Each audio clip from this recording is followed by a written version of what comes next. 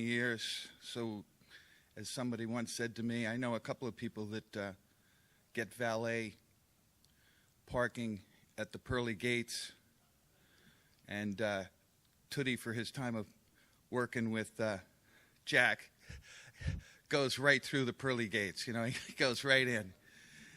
And Coach Parker, of course, one of our all-time best, and Dean Wormer, also known as Mike Sertich from Minnesota Duluth, will be our retired coaches panel. And they're going to. This will be moderated by our Division III Coach of the Year, Mike McShane. And we did a little research, and I actually found a picture of Mike back in the day. So, Coach McShane, come on up here and get this going.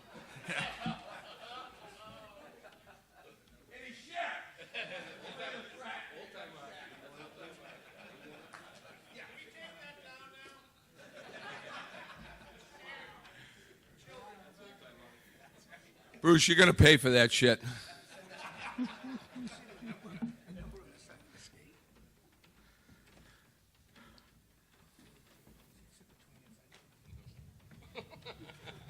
Thank you very much. They did this probably about 6 years ago. They brought in some of the older coaches, and it was kind of funny. And ask any question you want them, and embarrass the guys, because you know they've been banged up so bad during their coaching career. Anything will, nothing will hurt them. But this is an honor to have these guys, and so anybody who wants to start out with a question, you can. If not, I've got a couple to lead the way. Anything for the coaches?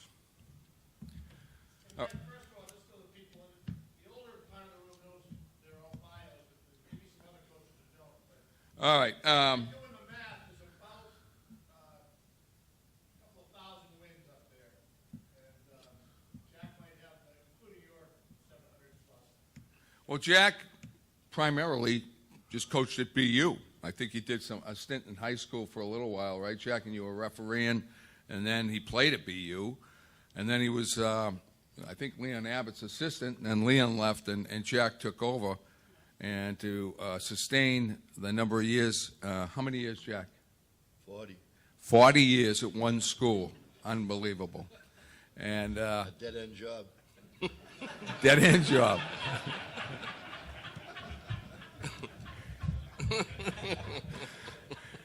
Well, Jack, you know, BU's always in the bean pot with BC and Harvard, and what's the other school? Northeastern. Jimmy, I know you're going to get a little upset about that one, but actually Northeastern won it 2 years ago, and a fabulous win. But Jack, they used to call Jack and the Beanstalk bean pot, like Jack and the Beanstalk, Jack and the Bean Pot. How many times did BU, under your direction, win the Bean Pot? 21. 21 times, which is unbelievable. And it was almost automatic for a while, and then Jerry got in there and brought in all his great recruits, and it started flip-flopping a little bit. And then Teddy this year had an unbelievable run. But the Bean Pot meant so much to New England in the early days, more than it did now, I think. It was so popular, and some of his teams were. What was probably your strongest team, Jack, at BU? That would be hard to say. I would say any of the ones that won the national. Probably the one that didn't win the national championship in '76 was a terrific team. The one that didn't win the national championship in '91 was a terrific team. '76 and '91 were non-NCAA championship teams, and they lost them. Yeah. It's so hard to win it with the one-game knockouts and so forth that I know that. I've been through them myself.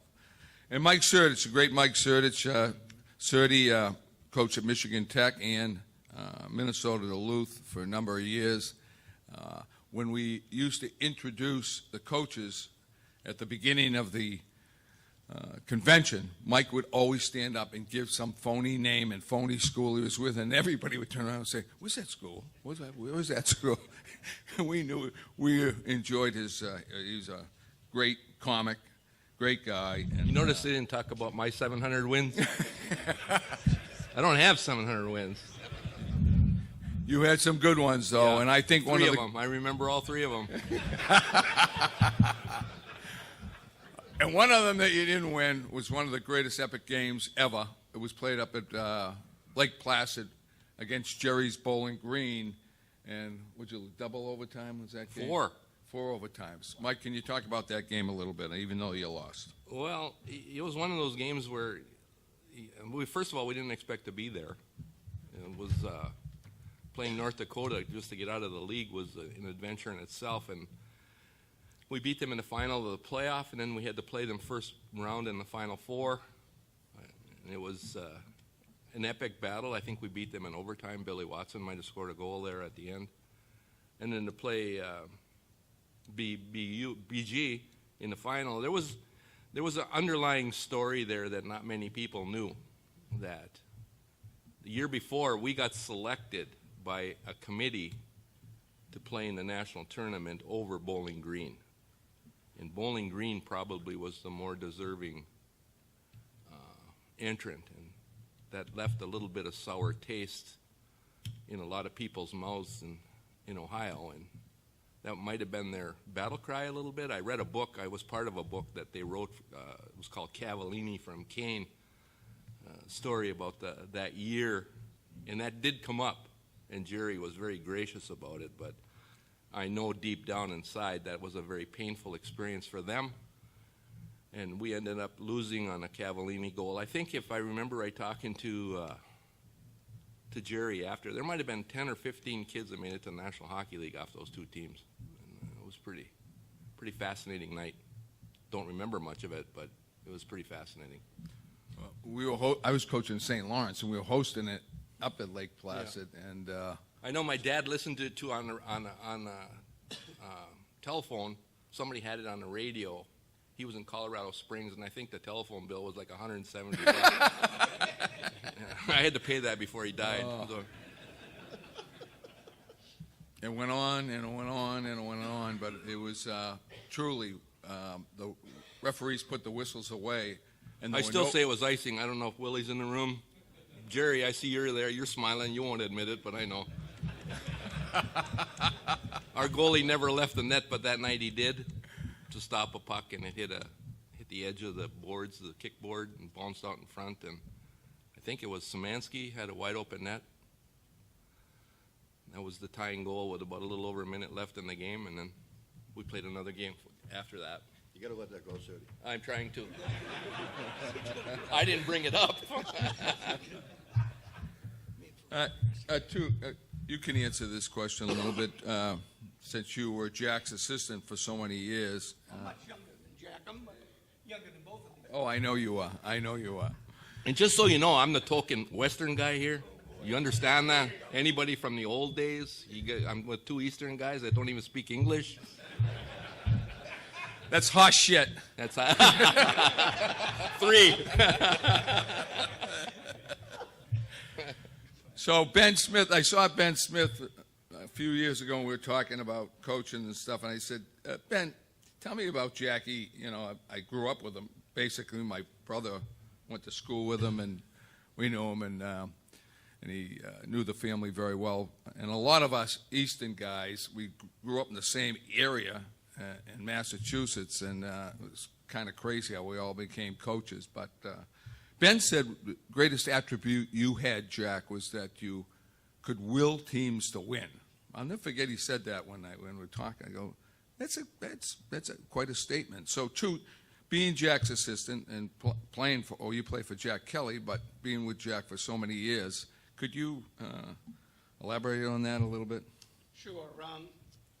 Jack was an assistant coach when Jack Kelly was my head coach, and Jack was very instrumental in the way practices would run, and really had a great relationship with all the players as a result of the age factor. He was only 4 or 5 years older than the rest of us. 4. All right. So, it was clear that inspiration was a big part of his makeup in terms of his relationship with his players. He had the ability to inspire people. He had the ability to get kids to understand how they might be able to contribute, how they factored into the team concept. And it wasn't just a question of getting on the bus. It was a question of accepting the seat that you needed to be on that bus. And so that was one of his greatest strengths, along with his ability. The reason he was able to stay at BU for 40 years was obviously he answered to himself at the end. The athletic director answered to him. So, I mean, that was an interesting concept in itself. But Jack had a great ability to be able to be on his feet, have an argument, as we all know, make his case, remake his case, and have things his way, whether it be in the admissions office, whether it be around campus, whether it be getting things done in terms of building the Aganis Center.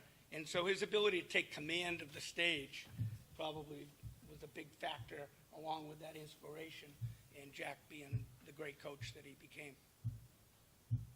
Any questions? Jack, I have one for you. You guys have been watching a lot of hockey over the last year. We saw you at the booth this year. When you're watching the game from up top, what are you guys seeing? What do you like? What you don't like? Timeouts? TV? You asking all of us? Yeah. Go ahead, sir. Yeah, my name's not Jack. I watch the referees. Really, I watch that a lot. I always have. I watch the systems. I don't watch the players. I watch how teams are breaking out, how teams are forechecking. Just interested in power play rushes and things like that. Always amazed at how things get recycled. Something we were doing when I was playing. Now they're doing it now. You know, not too many new things in the game. A lot of things get recycled. Pretty much the same thing. First of all, I don't like to go to the games in Duluth much because they come up to me and ask me all the time, what would you do if you were there? And that sucks. I mean, what the hell would I do? I got resigned there. So, anyway, and the other thing is that the game, in my estimation, has changed because the kids are so much more bigger and faster and stronger than they've ever been. I don't know that they make the plays that they used to. Some teams have that, but it seems as though that there's more scheming through the neutral ice that bogs things down. You don't see the clean rushes that you used to see. The goalies are much bigger. The equipment's much bigger. I tried to tell somebody it's hard to believe Brett Hull scored 55 goals in 1 year, and 55 points wins a league championship. So, scoring. I see big differences in that regard. I don't see the crafty little playmakers as much as we used to, the Huffer Christensens and Marc Pavliches, kids like that had room to play. The game has changed that way, you know. And we, in many ways, I think, we mirror the National Hockey League. And my thinking is in the National Hockey League, everything's geared to a one-goal game. And that's how they play in the National Hockey League. So I think we pick up on stuff like that and we copy it. And, you know, we're all great pirates. You know that. There's probably not an original thought in this room. We steal from each other. We borrow from each other. We recycle stuff. I think the biggest thing, though, is the kids, the quality of the specimens that are playing the game. They're so physically fit and strong and big and fast and just amazing to watch. Well, I think all of us as coaches watch systems of play, and I'm no exception to that. But the thing that I pay attention to a lot, because I was so bad at it, is bench management. You know, how coaches control their emotion, how they control the temperament of their bench, how they make line changes, and if there's matchups, how they handle those situations, face-offs, etc. So for me, that is an enjoyable part of the game for me to watch, since I struggle with that, especially as a young coach, to a great degree. Just controlling my own emotions and being more in charge of the bench management than in the game itself. The game, Red Gendron used to always say to me, hey, the hay's in the barn. You get through with that last practice. Now you got to let the kids play, and you got to manage the bench, and so that there are some coaches that are extremely gifted in that regard, and there are other coaches that you can see the mayhem on the bench, and it doesn't usually lead to better play. The game has changed in that they're bigger, stronger, and faster. Not as creative in many instances as years gone by, but there's certainly great, great players out there, and the game does mirror the National Hockey League. But I think that's by design. We sat in this room not that many years ago, and our rules were designed to encourage kids to come to the college game as opposed to just going to major junior for that reason alone, so that we wouldn't lose kids. So watching the systems, but paying real close attention to the way the coaches manage bench is something that I watch and pay attention to now.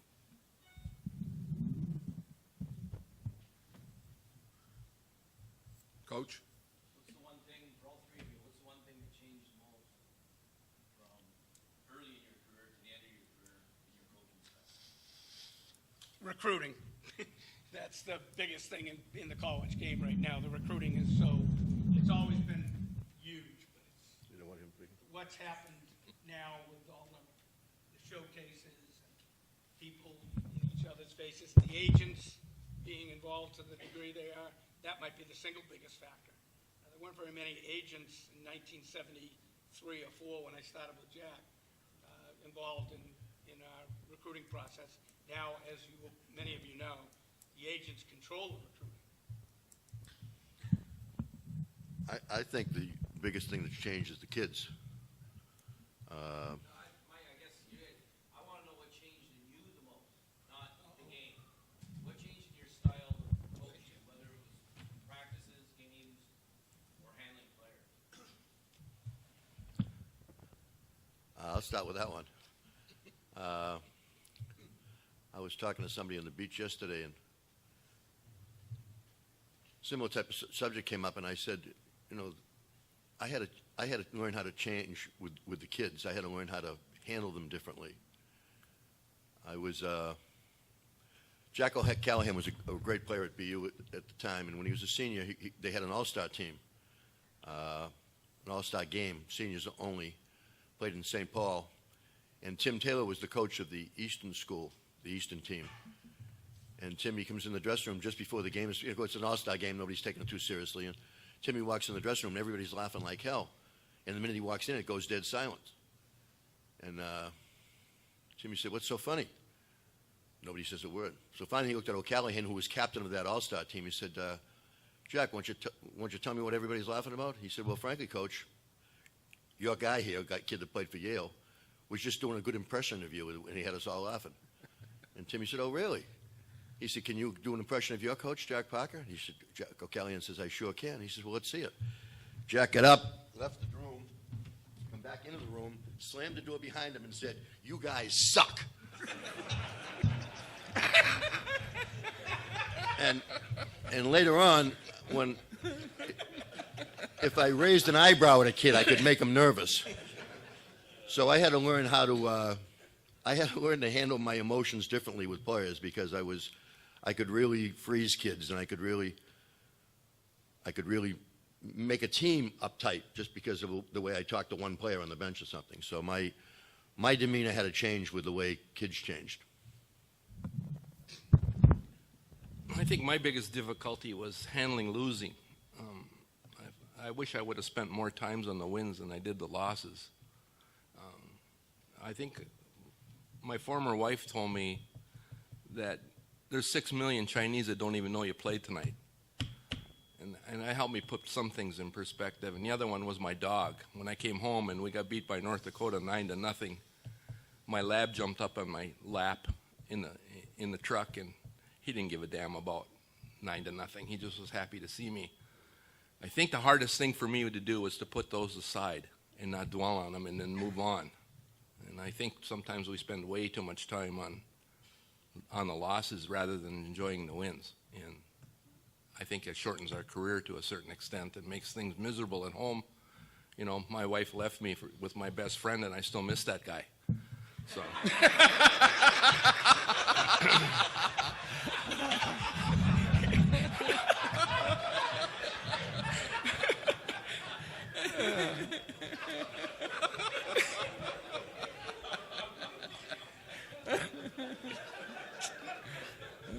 to finish that story.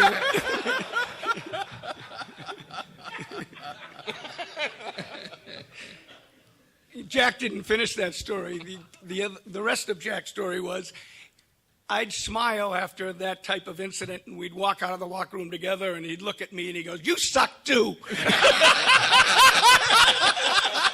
That's the rest of that story. Then he'd call me on Monday and said, "You do." Oh, God, help me. The problem with my situation, Coach, was that I never changed. I was ADHD coming into this deal, and I left ADHD. So not a lot changed for me, and thus the win-loss record. I don't know. I think, you do gain a little bit of composure and perspective, and I think I was a little bit more balanced at the end than I was at the beginning. Jack never let me on the bench in the first 5 years I coached with him. I was just, go get me some players. He never went outside of 128. He was good on the phone, but he never got outside of 128 in Boston. And so it was go find some players. And oftentimes he had relationships with people, and they'd give me a name, and then you go see him play. And we were lucky enough we got a player or two. So I don't know how much I really changed, other than just maybe managing myself a little bit better over the years. Questions, Coach? How would you put together your team? When you look at it, like, what was your kind of blueprint for what kind of teams you thought would be successful? I mean, obviously great players, but, was there something specifically you look for? I want to have, a couple shutdown D or an offensive D, or be big on the third or fourth line, or was there anything that particular that you look for as like a blueprint? Well, when I was in Duluth, I got all the leftovers from Minnesota. So that was my blueprint. Anybody that they didn't want ended up in Duluth, but it's changed there. I think, mine was always being strong up the middle and having a couple D that could really lug the puck. And I don't think that's changed much. I think everybody looks kind of that way. You watch Denver and you watch Duluth, they both had that in the final game. It was fun to watch because you knew it was going to come up the ice sooner or later. And when it got up the ice, the middle guys were pretty darn good. So I think in Jack's case, I can remember his great teams, they were that way. And I think the main kids with Korea and that bunch in 92, 93, that was that way. And the Bowling Green teams were that way. Boston College is that way. So I think there's a lot of similarities in that regard, where you want to be strong up the middle. And obviously you want 2 or 3 guys that can get that puck up the rink for you.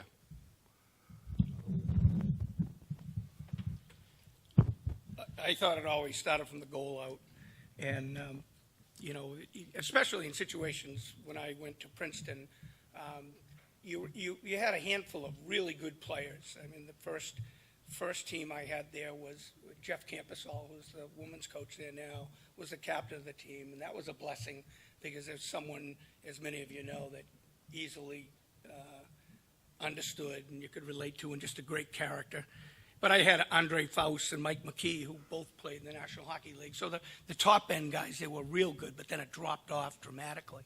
And so getting the goaltender to perform. So I did the only obvious thing you could do in that regard, was fly in Mike Garagosian from Boston to coach my goaltenders. And if any of you know Mike Garagosian, he's completely out of his mind. And the goaltender played way over his head for the first couple of years, and it gave us a chance. That and speed. At Princeton, we weren't taking a lot of kids away from Harvard. We weren't taking guys away from the teams that were traditionally the stronger teams in the league. So the one thing I thought that could neutralize, if you had a good goaltending, you played hard, and if you had speed, that would be a neutralizing factor. And even at UMass, my teams that maybe were not the best teams in the league, but they could all skate. And that skating allowed us to compete and maybe steal some games along the way, and it become a neutralizing factor against teams that maybe were more talented. And just thinking about it, in past teams that I coached, I would say that it was almost like our philosophy was dictated on the recruiting aspect of it. It was whoever said yes was how what type of team we became. When I first was coaching, we had a lot of small guys that were, up tempo, and then we had, Mike Greer's and those type of guys. We were more of a physical team. So it was almost as if we were trying to get the best players we could get, and the best player we could get had a lot to do with what type of kid he was. It was always used to always tell my assistants, let's make sure we talk to the parents. Let's make sure we get a feel for what the parents like, because kids do not grow up like the neighbors. If the old man's a jerk, the kid will probably be a jerk too, and you usually can get the feel for a family quicker from the father than you can from the kid. And sometimes you get a certain type of player that would make your team a different type of team than it was 2 years before that, and I think that type of helter-skelter, was almost like, okay, these guys said yes, so this is who we have to deal with. At times we would try to go get somebody that we needed. I got to get somebody to take Joe Sacco's place on the line with McEachran and Amonte. I probably could have gotten it myself, and it would have been okay. But for the most part, it was just go get the best kid you get. And it was always very, very competitive recruiting-wise with certain schools, and it's gotten much more competitive now. But in many ways, it was the luck of the draw, too. Whoever happened to say yes, that's how our team was going to get molded. We don't have that much quickness this year. We're going to have to be a different type of team. Coach? Who are the best captains you guys have ever coached and/or leaders, and why? In my case, it was Marc Odnicon. He was, I think, a 3-year guy at Duluth. And he wasn't a great player. He was, I think, a third-line, fourth-line player, but he had the respect of everybody in the room. And when something happened, Marc would either be in the middle of it or have the answer for it. But everybody respected him. We had a reunion a couple of years ago of that team, and 29 of the guys, of the 30-plus guys that came back, everybody to a T said that we missed Ozzie.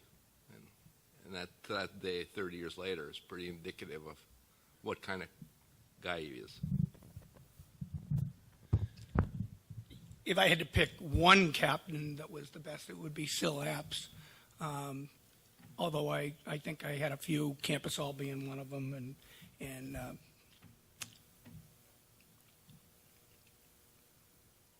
Jeff Halpin being another one. They were smart people, first and foremost. They knew how to command a locker room. They were compassionate people, so they'd listen to both sides of the argument. They'd listen to their teammates, but they'd also listen to the coach's perspective, and they could weigh things and appropriately bring it to the team and get the team to come to some impasse, if you will, about situations that came up, and they had great leadership qualities. But their intelligence, I think, was a big factor. They came from great families, and they were brought up with understanding that there's more to it than just what they're getting out of it, and they really got people to work towards buying into that common cause. So those are the best captains that I had. Thinking back on, I've been to coaches' conventions where people are talking about how to develop leadership and how you coach the kids you think are going to be, as they come up from freshman to senior, they're going to be the leaders of your team. Boy, was I stupid. I never did any of that. I never thought of any of that. I never took that into consideration. I think we had a lot of great captains, and it was because we recruited a lot of good kids, not just good players. And if you look at the history of the BU hockey team, the teams that were really successful were the teams that had great captains on them. If I had to pick a couple, I always tell people the best captain I ever had was Jacques Joubert. He transferred from Princeton. I never recruited him. He transferred from Princeton to BU. Were you involved with him? Ian Sharp Joubert. Yeah. We thought we had Ian Sharp at BU. I left BU and got the Princeton job. Ian Sharp came with me to Princeton. Jacques Joubert left Princeton when he heard I was coming and went to BU. It was a trade that helped both clubs. So Jacques Joubert comes to BU. He winds up, from the day he was on the team, he was either the first or second leading scorer on the team all year long for the entire time. He was the captain in the senior year. He was the student athlete of the year for all sports at BU. And we won the national championship in the senior year. So that was a pretty good captain to have. And he was as mature and as bright and as caring a kid as you could have in that type of leadership role. He was getting a lot of ice time, and he was a real important in the dressing room. Mike Rizzioni, Ricky Mahara, co-captains. Jack O'Callahan was a captain in the early days, and Matt Gilroy was a fabulous captain. Matt Gilroy, we were going okay. We had in 09, I thought we had the best team in the nation, and we weren't going too well. And one day in practice, I forget what the argument, but I told Matt to do something. He just almost defied me, and then kept it up and kept it up and kept it up to the point where I had to kick him off the ice. Senior year, captain of the team, All-American. Hey, screw, get off the ice. And then I go in the dressing room afterwards. Come in here, get him out of the dressing room, bring him down my dressing room. What's your problem? What's my problem? It's your problem. You're too easy on these guys. I wanted to shake this thing up a little bit. He was coaching the team, He was a pretty good captain.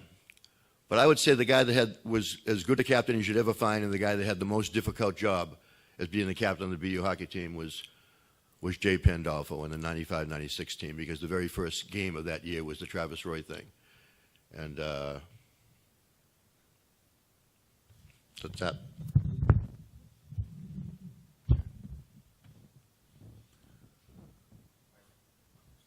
Hi, Jerry. Oh, Jerry! Well, I got these lights glaring in my eyes here.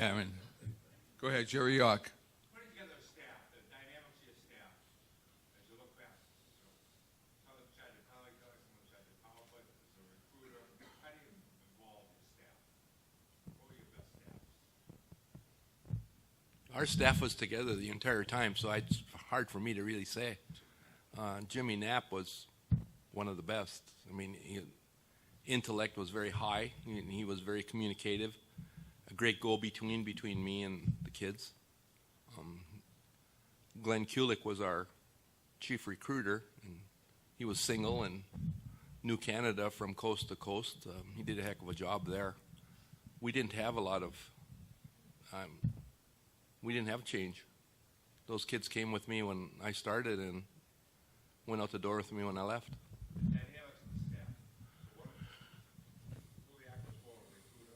Glenn was our major recruiter.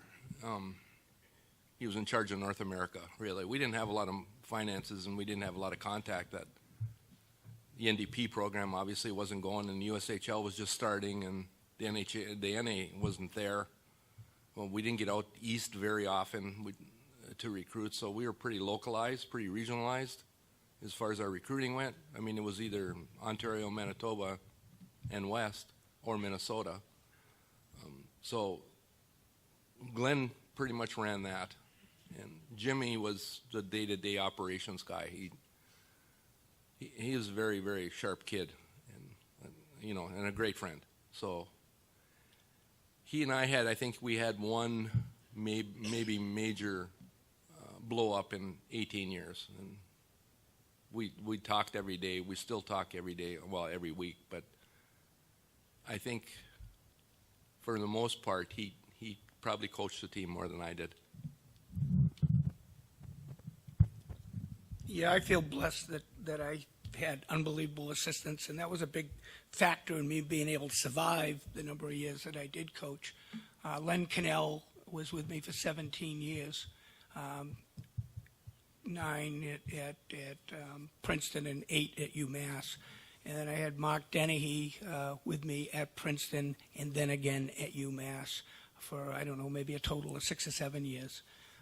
But I had the likes of Bill Gilligan and Red Gendron, and Blaze McDonald even came in for a year. And so I always had what I thought exceptionally bright, organized, everything that I wasn't, detail-oriented people around me that could, make up for a lot of slack.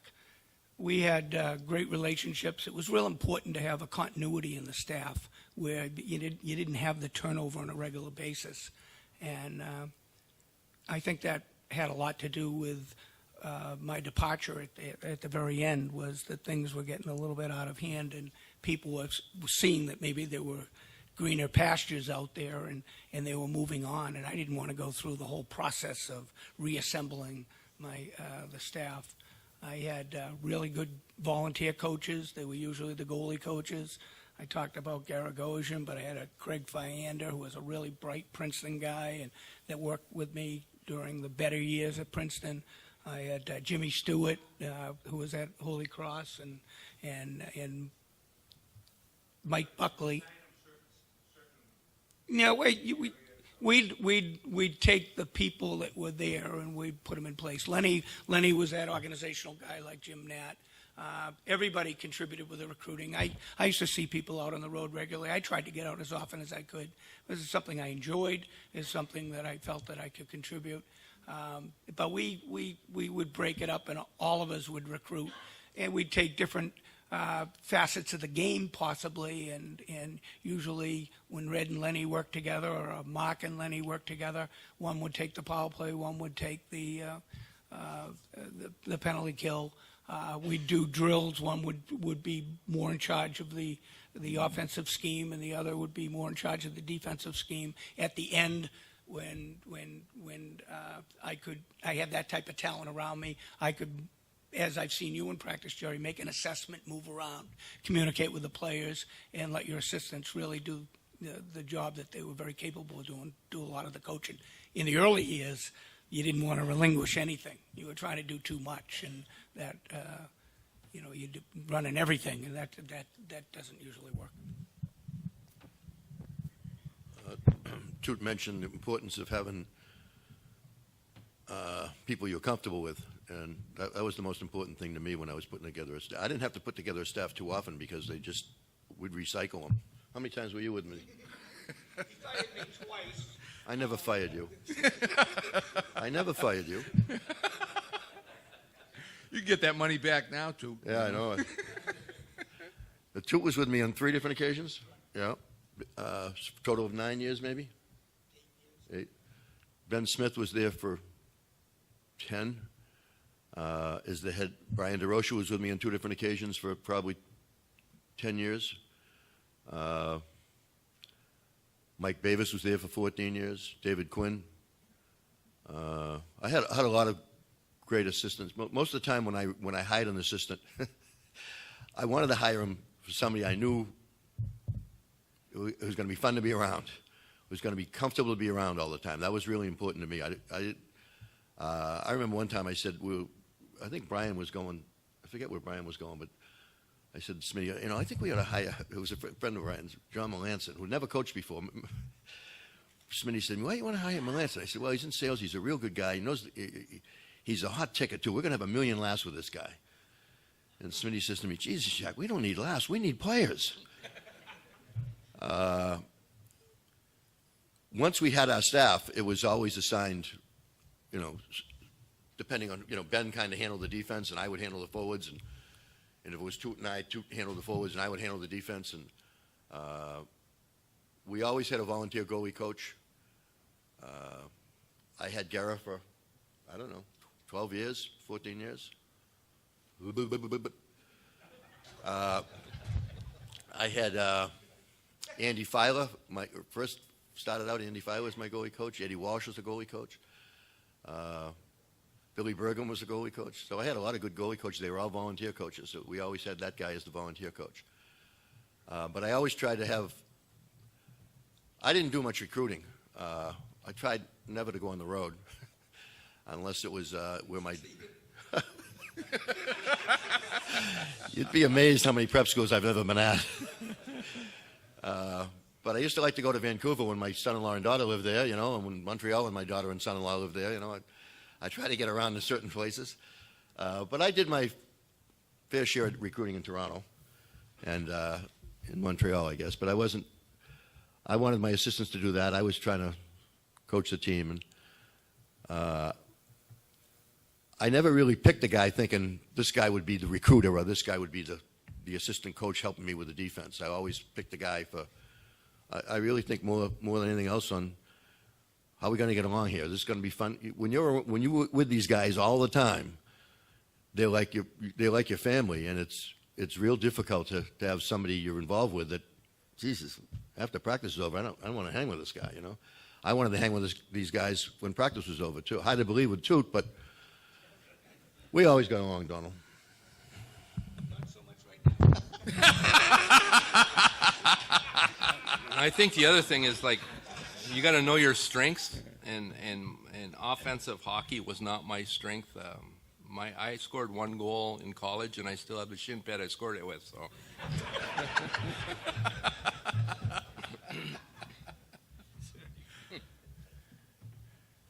Coach. As young coaches, when you're breaking into the business, what's one thing that a coaching mentor taught you that stuck with you throughout your careers? it's a lot easier to make suggestions than decisions.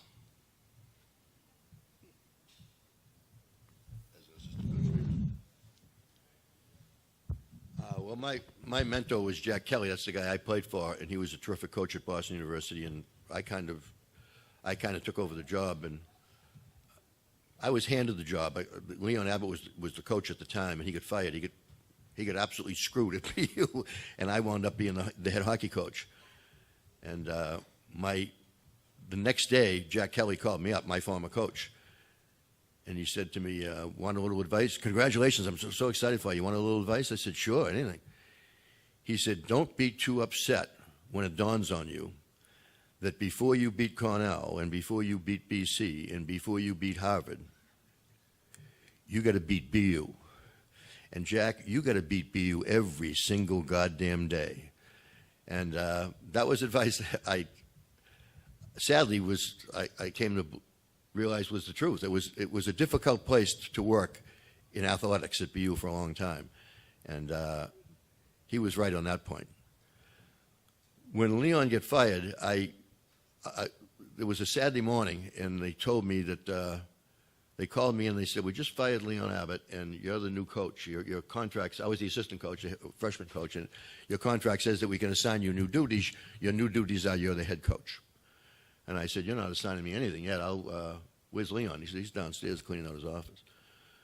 So I got on and said, "What's going on?" He said, "Well, he told me what happened, blah, blah, blah." And he said, "I knew I was going to get fired at the end of the year anyways." I said, "Well, they just told me, well, take the job, but don't take it at your salary. Take it at my salary. Make sure you go up and tell them this and that." Okay. So I go upstairs and I sit with the AD and the guy that was the head of the whole department. And now they tell the AD to go down and introduce Jack to the team. We were having practice that morning. And I'll never forget this as long as I live. We walked into the dressing room. The kids are getting dressed.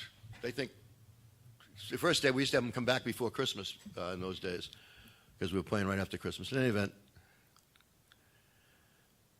the AD walks in and says, "Gentlemen, I got some news for you. We just fired Leon Abbott, your head coach, and Jack Parker's your new head coach. Good luck." And he walked out. And, guys who was putting their skates on, they look up and they're looking at me. And now I was 27 years old. 9:30, boys, practice at 10 o'clock, don't be late. And I just walked out. I wasn't going to, I wasn't sure exactly how to explain it. So I just walked out, and that was Walter Brown. It was the dressing room next door where I dressed, and I go in and I started putting my stuff on. And there was a steel door, and all of a sudden there's a boom, boom, boom on the door. I said, "Oh, shit." And when I opened the door, it was freshman Mike Rizzioni. And he said, "Can I talk to you, Coach?" I said, "Yeah, Mike, come on in. Sit down." I said, "What's up?" He looks at me dead serious. He says to me, "Can I get a new pair of skates?" And I said, What do you mean? How come you didn't get skates before?" It was December, He says, "Well, Coach Abbott told me he wasn't sure if I was going to make the team, so he wasn't going to give me skates till he was sure I was making the team." I said, "Okay, I'm sure you're going to make the team, Mike, so go see Kyle and he'll get you a pair of skates." And he left, and I thought to myself, the king is dead, long live the king, There's a lot of loyalty in this room, So I think you have to. Mike was in Leon's team, on Leon's team that year. Mike was not quite established yet, and he was kind of an afterthought. And so Mike hadn't, Leon hadn't earned much loyalty from Mike Erizzione yet, So it was a lesson for me to make sure you got to earn loyalty from kids. You got to make sure because there couldn't have been a better team player and a more sincere guy than Mike Erizzione. But that question always stuck with me forever. Getting back to your assistant thing, when I was an assistant for 13 years, I always made it a policy to talk to the older guys. If I came down here, I was going to get a hold of Mariucci or Brooks or Johnson or Amo or John McInnes or whoever it might be to get ideas in the event that I might get to be a head coach someday. And the other thing is that you're going to eventually develop your own philosophy, and it'll be a combination of what you experienced already and what you're learning. The biggest thing is to be you and not to be someone else. And I think kids read through that pretty easily today. And so assistant coaches today, I mean, the opportunities out there today are far greater than they've ever been. You look at all the kids that are into coaching now, all the different junior leagues and all the different colleges, and you look at the rise of Division III hockey. It's pretty amazing to think that a lot of you guys that are sitting in this room today are going to be looking to get up to one of those positions. Watch what you say and who you say it to, and don't burn the bridges after you go over it. It's pretty important. That's spot on. How I ended up getting involved and getting the opportunity would never happen today.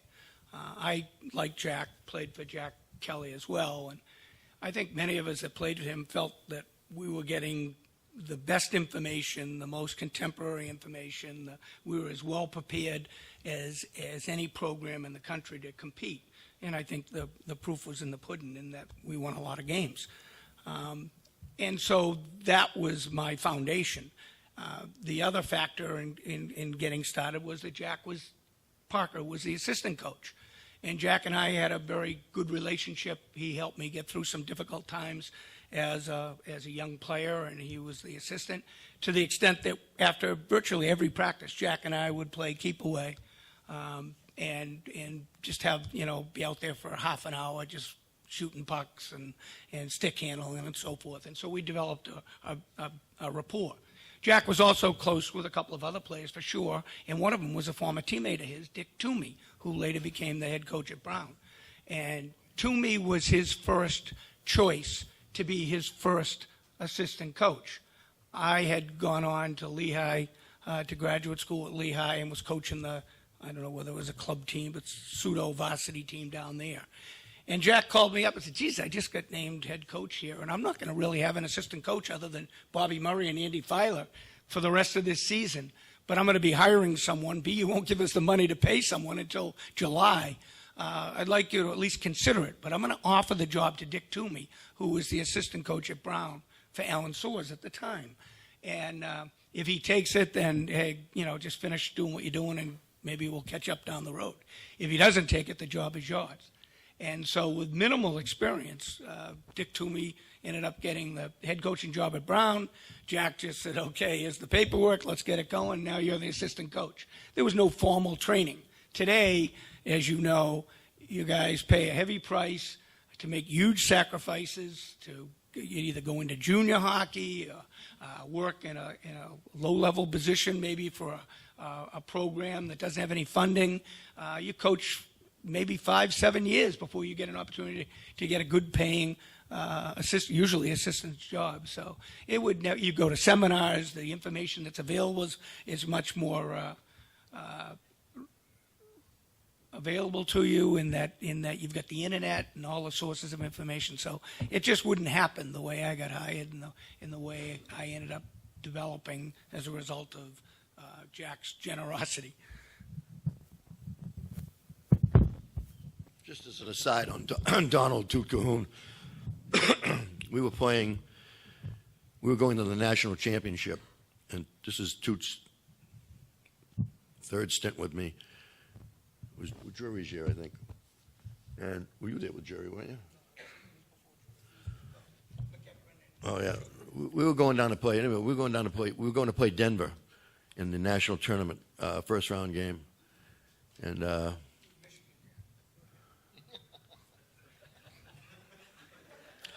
See how easily we get along here? I knew this was going to happen sooner or later.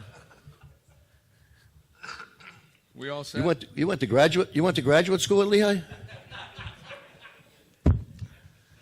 Nice story.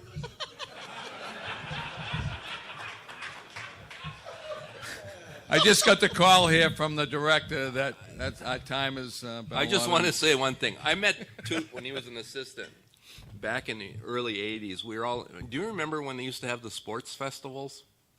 And they had them in Colorado Springs. And we were all out there, and I'll never forget this. Jimmy Knapp and I were having lunch, and we had a piece of blueberry pie with ice cream on it. And it was nice and soft and melted, and we were eating. And Toot sits down, and he says, "Hey, how in the hell did you do that?" And Jimmy says, "Get a piece of pie, put ice cream on it, and put it in the microwave." He did. And I'm telling you, they did not want to see him in that lunchroom again. Last one. Toot's my assistant. We're in Michigan State. We're at Michigan State, and we're playing a doubleheader. Amo Bissoni's last year. We win the first game, and I tell the guys, back in your rooms at such and such a time, and Toot and I go to Amo's house. Doesn't happen a lot these days. But we go, shoot the breeze with them. We come back. We were staying at a hotel where, when you drive in, you pull right up. It was a motel. You pull up and the window and the door, So we're driving down to our room. Toot and I roomed together. And as I went by a window, I see the curtain move a little bit as our car went by. And I said, it was our rooms, So I said, Toot, let me out, will you? He said, I got to check what that is. So he drives down to the room. I get out and I go and knock on the door. It's freshman Mike Fiddler and Paul Miller's room. And I knock on the door. Who is it? Who is it? Coach. Yeah, right there, right there. And all of a sudden, Miller comes out in his underwear, like rubbing his eyes. And what's up, Coach? And I nothing, walk in, what's going on? And I look on the top of the TV, there's a pizza steaming, on the box, and I look at Fiddler. Fiddler's in the bed, with the covers. Hey, Coach, how's it going? So I walk over and pull the covers off of Fiddler. He's fully dressed. And so obviously there's somebody else in the room, but there's nobody else in the room. It's a little tiny room. So whoever's in the room has got to be in the bathroom. So I walk in the bathroom, and there's a girl in the bathroom, and she's completely dressed. There's nothing going on, but she said hi. I said hi. I said goodbye. She said goodbye, and she left. And I come out, and Coach, you told us we had to be back in the room by a certain time. We had ordered the pizza. And then we had to leave, and we asked something. The girl said she'd bring it back that's all that happened. That's all it was. I said, yeah, I'll talk to you guys in the morning. And I leave. They were both freshmen. So I leave. And I go back to the room. And I walk in the room, and Toot says, Toot's in bed already, And I said, I'm pissed. He said, what's the matter? I said, I just walk in the room. It's Fiddler and Miller, and they got a girl in the room, and there's a pizza in the room. And I told them they couldn't, blah, blah, blah, blah, blah, blah, blah. I don't know what I should do with these guys. What do you think I should do? He says, is there any pizza left?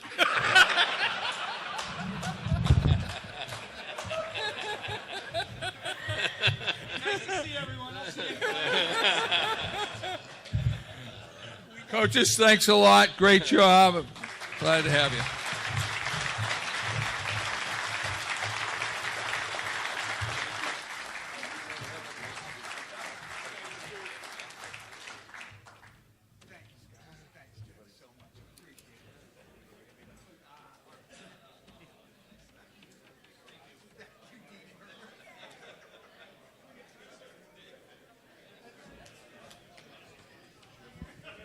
I just want to say one quick thing.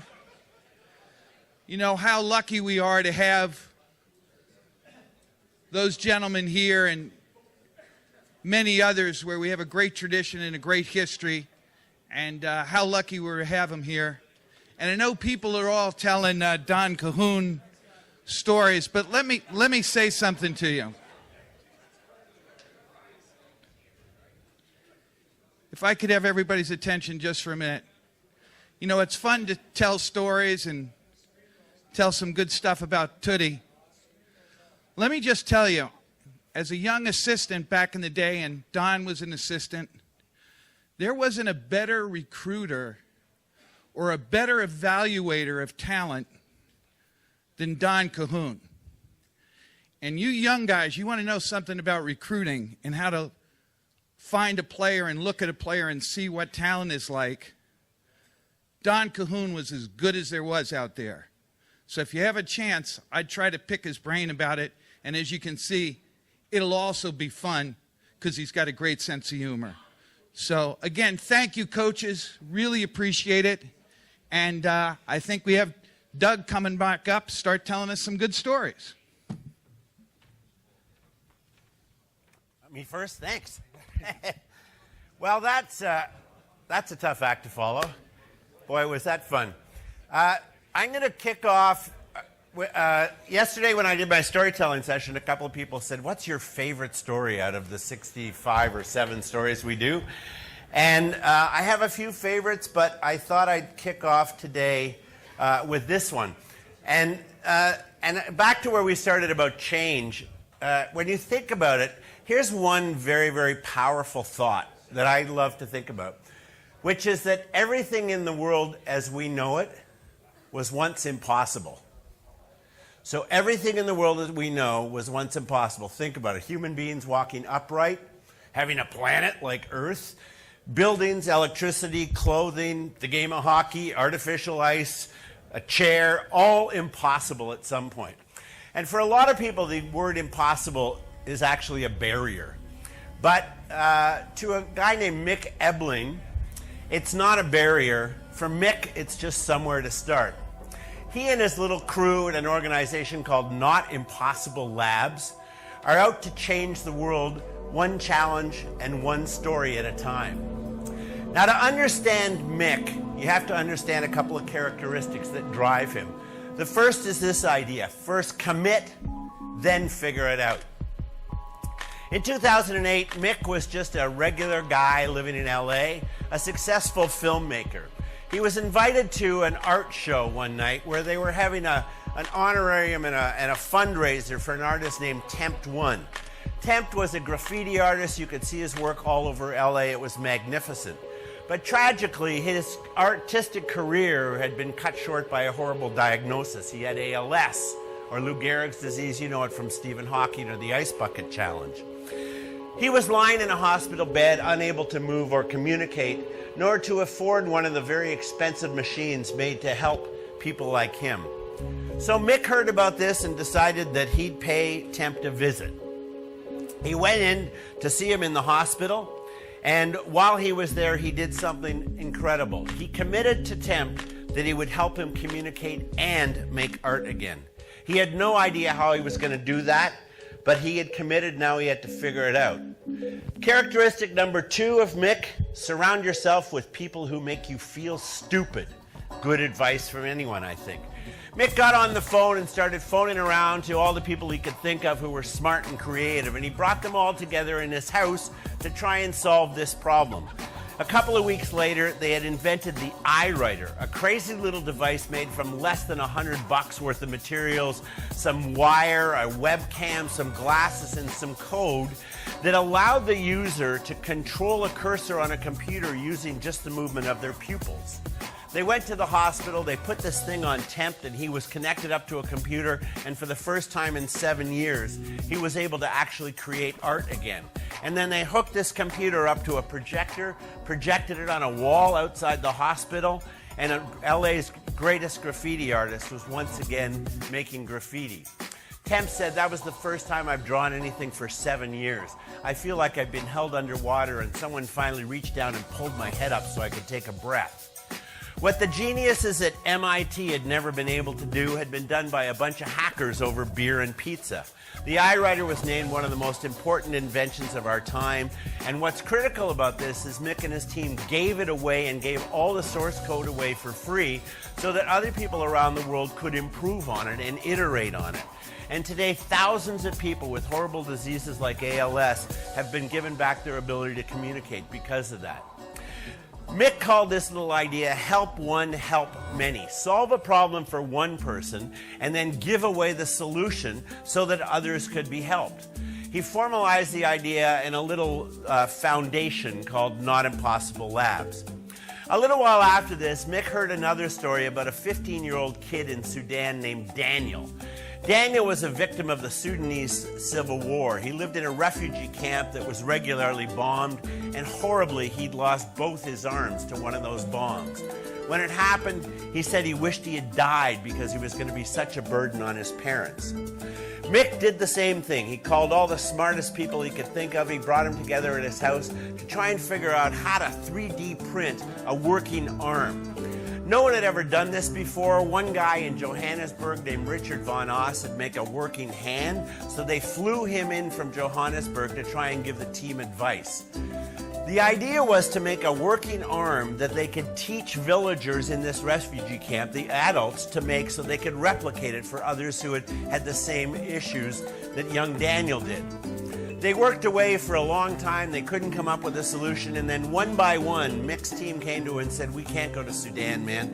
It's too dangerous. We have families. Mick had a family too, but he had committed and he was going to fulfill his commitment. He'd never 3D printed anything in his life.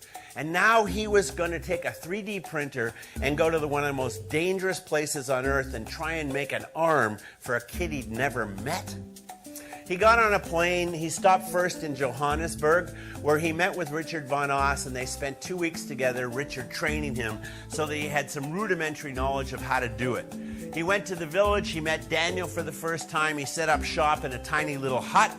He had to work by night. It was so hot during the day that the plastic melted before he could get it through the 3D printer. But he worked away, testing, trying, failing, all the while wondering whether a bomb was going to drop on his head one day.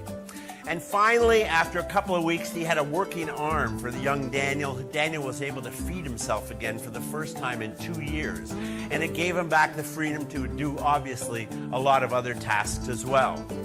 Mick got to work teaching the adults in the camp how to make these arms, and by the time Mick left, Daniel could throw again. A lot's changed for Mick in the time since this. He's put together a volunteer team now of pretty smart people around the world who help in their own little way to try and help them solve big problems. And the plan is exactly what it was as it indirectly and inadvertently started. They'd find a big problem, in this case, helping deaf people to be able to sing. And he'd solve the problem, and then they'd use the technology for the greater good of humanity. In addition to being recognized for their incredible inventions at places like Sundance, he was awarded the prestigious Muhammad Ali Humanitarian of the Year Award. I think the big mark of Mick to all of us and Mick's team is a simple little idea that everything in the world was once impossible. Winning a championship might be impossible to some of the kids on your team, and everything was once impossible until someone decided to make it not impossible. So the challenge, my challenge to you is what impossible thing, what kid who maybe you don't think has hope, what challenge, whatever that looks impossible to you or your team this year, can you go make it possible? Because what Mick and a lot of others in the world have proven is just the act of trying to do it may change the world, and it'll definitely change your life. Mick Ebeling's one of the coolest guys I've ever met. I was lucky enough I heard his story because I was speaking with him at an event. And the same way we gave a round for Catherine Switzer, I think Mick Ebeling deserves one, if you don't mind, this morning. Okay, Gord MacFarlane. We're going to now move on, and we're going to talk about the coach-athlete relationship. There's Gord. Actually, this is Marc. Hi, Gord. That's Marc. Hi, Gord. And Marc Guevremont. Come on up.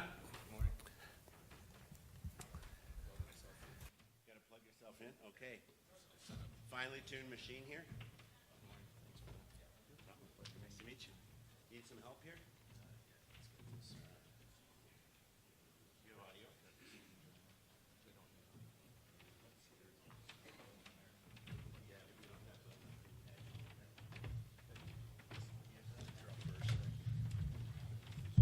I remember you telling me about this exercise, so I'm excited to see it. Here you go.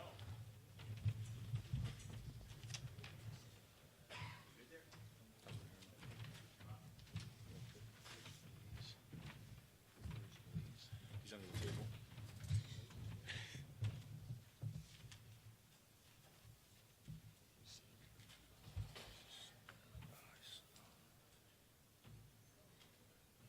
Text him.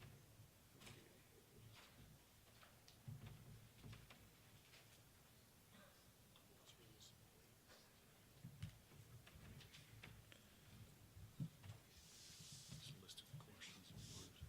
Thank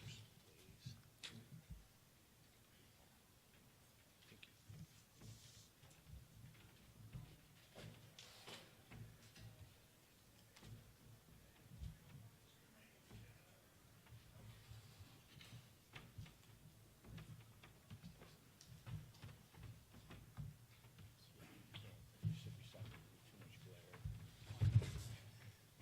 Oh, he made it.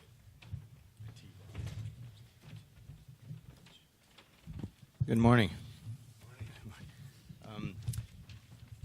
According to my laptop settings, you should be seeing something here. Oh, there we go.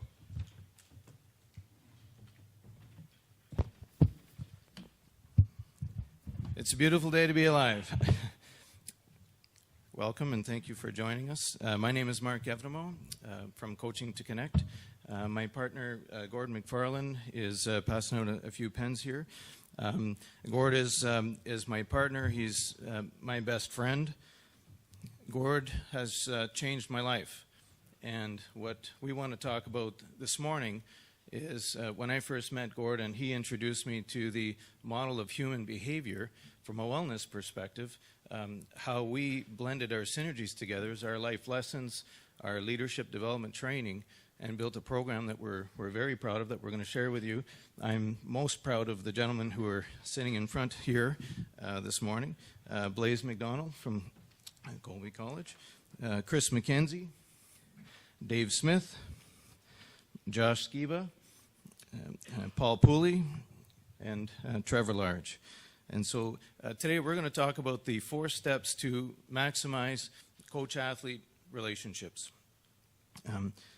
In June of 2015, we received a call, and it was from Coach Jeff Jackson and Paul Pooley at Notre Dame. And Gord and I sort of, after the call, it was an introduction call, we say, hey, we wonder if you can help us out. And so after the call, we said, well, sure, we'll get back to you. Set up a timing and meeting. And then Gord looked at me, and I looked at him, and we said, was that really Notre Dame, or was that Dave Smith pulling our leg? And so what the question was is Jeff and Paul,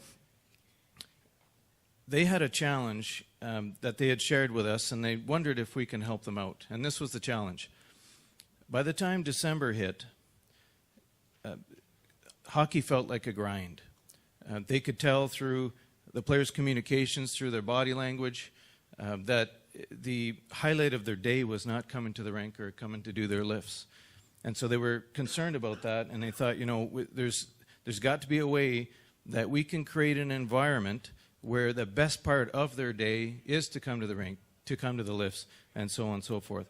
We want them to feel valued and celebrated here, and we want them to look forward to coming here from the minute they wake up in the morning, and then be proud to have been here when they go to bed at night.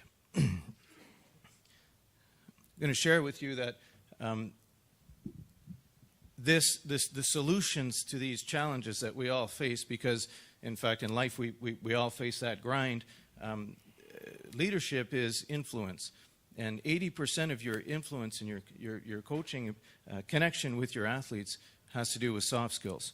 And so Gord and I, we developed a model working with businesses and sports teams, and with 22 years experience of helping leaders, we've discovered something very key here, in our four-step model, the success model. The first step is communication.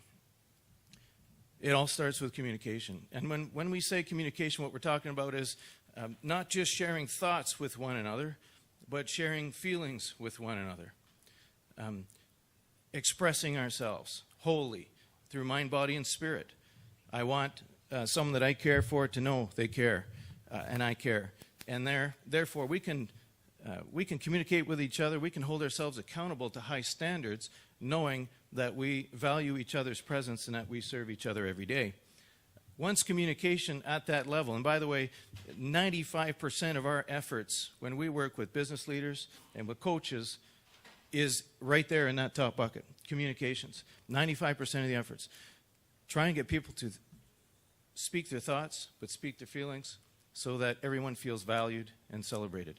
Once that happens, trust begins. Everyone communicates, few connect.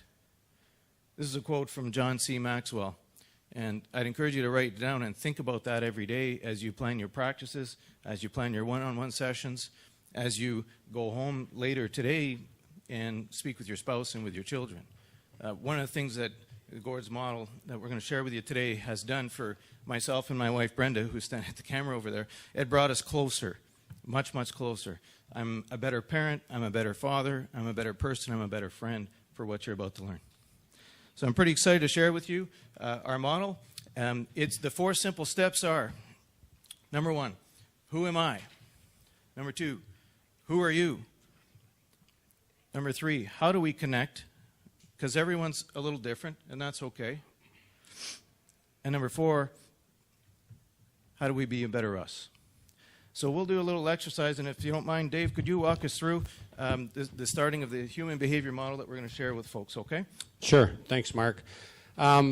This is a challenge. What we're going to try to do is a challenge, and everybody's going to have to move. But it's the same piece. In order to get the understanding of what we do, I've been doing it for 5 years with Canisius, with Gord and Marc, and now we'll take that to RPI. But we need to understand that our teams are different, right? Our teams are very different. So the first thing you need to do, which we talked about, is to know who you are, all right? So let's start by everybody standing up and getting ready to move, okay? Set your books down, stand up there. The coach is up here because we're going to have you guys listen to them as they answer some questions later. So it'll be important to see that as we build our teams, how different our teams are, okay? And it's not rocket science, but it is about building a connection. I don't care about my players any more now than I did before I started doing this, but it sure appears as though I do because I'm better equipped to bring those out because of the connections I make through communication. So a very simple exercise to start. You're either outgoing or reserved. Okay? If you're outgoing, come to the front of the room, right up here. If you're reserved, right where Coach Maritol is, reserved is at the back. And come as close to the middle and the front or the back as possible. And as you look around, watch where the coaches go, all right? Watch where the coaches are on the panel. Watch where they go. And as you get to see some people, you saw Coach McShane up here. You know he's extremely outgoing, and he's going to be one of my test pilots. He's right here, right in the middle. So squeeze into the middle because we are going to move. All right, you guys all squeeze into the middle a little bit. So right at the back is reserved. Right at the front is outgoing. Now, as you get better at this and as you start to work more with your teams, there's a clear bullshit test when you're looking at this, okay? If somebody's at the back that you know is not reserved, that might be what they think they are, okay? And over time and under stress, their core personality, their core preferred communication style will come out, and we can evolve, but this is where we live under stress, all right? So the next question here is, are you task-oriented or people-oriented? If you wake up in the morning and say, hey, here's a list of things I want to do, you're going to go to that side. Don't move yet. If you wake up in the morning and say, who am I going to do them with? You're going to go to that side. Now remember, your initial is here. So this group, if you go that way, you can't go past the midline.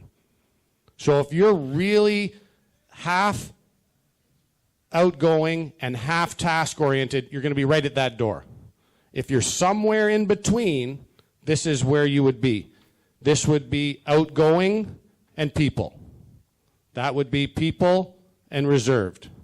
That would be reserved and task. All right, so now slide, so we'll end up with some sort of a circle. And continue to look and see where people are. And I am watching again where certain people go. And it's great to see Rico should be right near Coach McShane. Just a younger version. Sorry, Coach.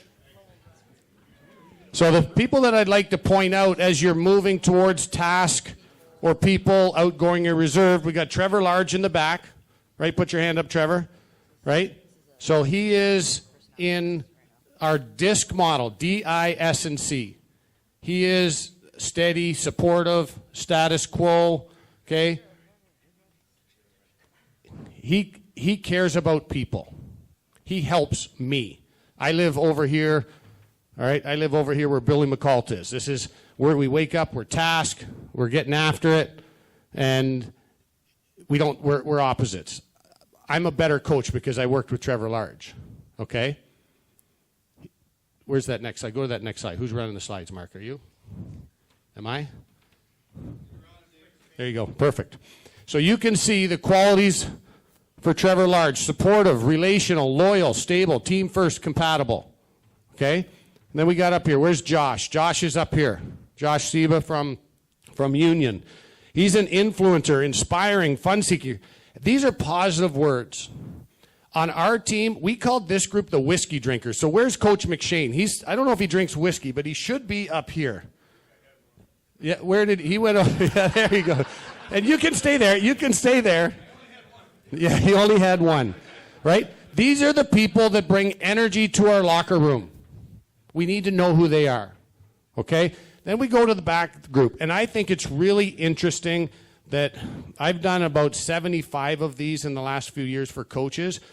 So many of the coaches live on this task side where Coach Pooley is, right? I played for Coach Pooley at Ohio State. He is on a mission for the task. It's about quality. It's about getting things right. And I don't want to speak for Paul, but speak for me and the coaches that live over here. We do need the Brian Rileys, the Trevor Larges. I don't know if Brian's over there, but he should be. Yep, he is over there. Good. Very people-oriented, right? These guys make sure that we keep things right. So this is helping us know who we are. And on our team, when you get to the team chart, you'll see everybody's different. These are the guys that are going to fight over a glass of water. Right up here. Dougie Schuler coached him at Bowling Green. Throw a puck on the ice, he's going to take a bite out of it to make sure everybody knows it's his. Right? This is the group that is on a mission. Now, it's really important as we go through, you can be a blend of anything. Life experience will allow us, and in recruiting, we're trying to identify these things. Life experiences allow Brian Riley to fight Doug Schuler for that puck, right? It allows Trevor Large to do the details and Paul Pooley to care about people. The best coaches know their team and make the connections because of who they are and who you are. So we celebrate our strengths, but we also need to be aware of where we live, all right? So before you leave, before you leave to go back and sit down, know that you guys would be considered D's, okay? You're the drivers. You guys are C's, you guys are S's, you guys are I's. And when you see the team charts and when we make connections with our teams, you're going to see how diverse our teams are. Okay? Mark, anything else you want me to add on that, or are we ready to go to the next one? All right, let's go back to our seats, but remember what we are. Thank you very much for doing that.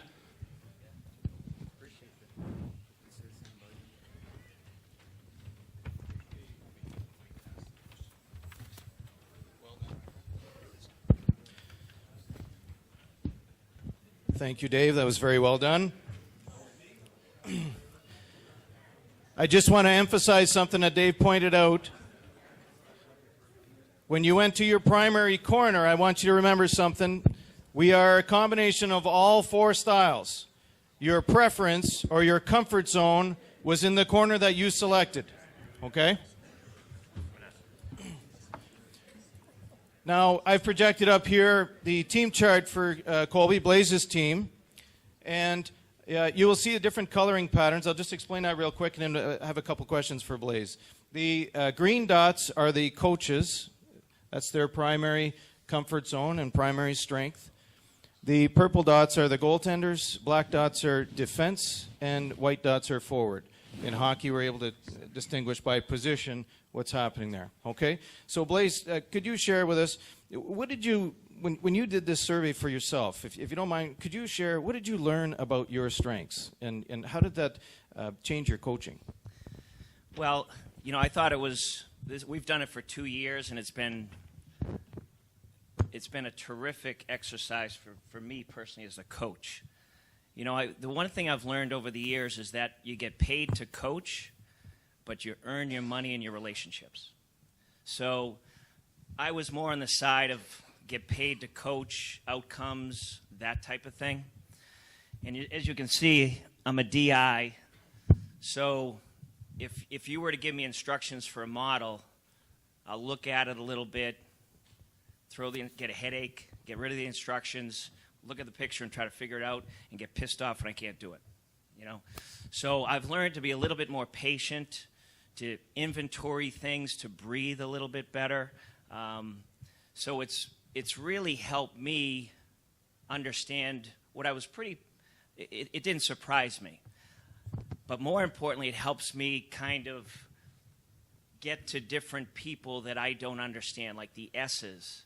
I struggle coaching those kids. So I can have a few of them now, and I've learned to be a little bit more intentional in my communication and understand their responses and what it means to them. So I've got to have a little different platform and delivery for those types of players.